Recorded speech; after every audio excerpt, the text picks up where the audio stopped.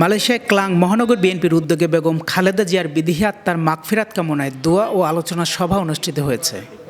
সংগঠনটির সাংগঠনিক সম্পাদক কবির ফারুকের সঞ্চালনায় ক্লাং মহানগর বিএনপির সভাপতি মোহাম্মদ জাকির হোসেনের সভাপতিত্বে শনিবার স্থানীয় সময় বাদ মাগরিব এ আলোচনা সভা অনুষ্ঠিত হয়।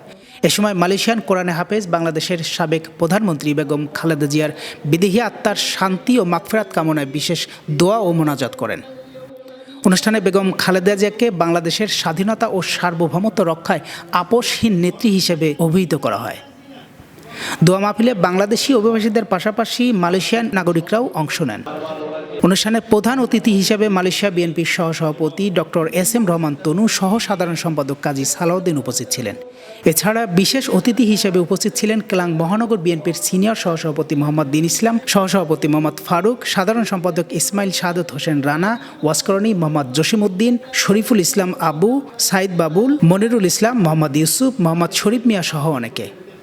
এস.এ. Sourav, RTV, Malaysia.